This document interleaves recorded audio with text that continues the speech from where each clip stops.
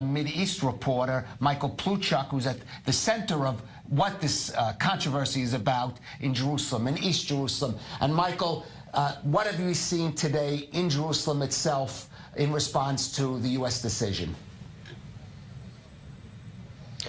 Well, Kalev, a day of rage was called on, would be the third one that was called on today by Palestinian leadership. And it has to be said, Kalev, this was really, if you compare it to days of rage in previous years, and when you consider the seismic shift with this announcement, really, I think authorities and journalists alike were expecting to see more more people coming out to the streets today, and we haven't seen that. There have been very minor clashes where we have been, at least at the Damascus Gate. That's the old city area of Jerusalem, and there indeed some water bottles being thrown, some pushing and some shoving, but all in all, that's all there was really. By and large, the demonstration, the protest was contained by and large. If you compare it even to the July attack and the protest that ensued after that, right here in the Al-Aqsa Mosque compound, even then, by this time into the game, a few days into the game, we were already looking at a very different situation. So raises some eyebrows, Kalev, as to why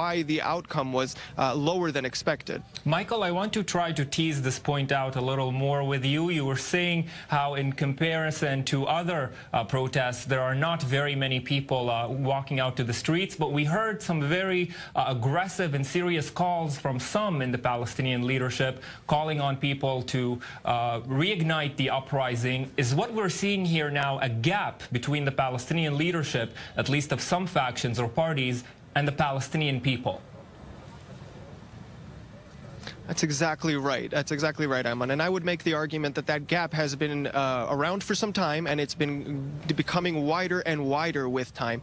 And this is, you have to understand, this is the money time. This, this is the money time for both factions, both Fatah and Hamas, with both trying to compete really for who is ahead of the game and how events unfold, and who is harnessing that strength that the Palestinian crowd brings with it to their own advantage. And both are vying for that, and that, to some degree at least, explains their calls to action. But it would appear, Ayman, from what I've been speaking to people on the ground, not only today, but just in general, there's in past years a steady de-escalation of the trust that Palestinians have in both of those leaderships, be it Hamas or Fatah.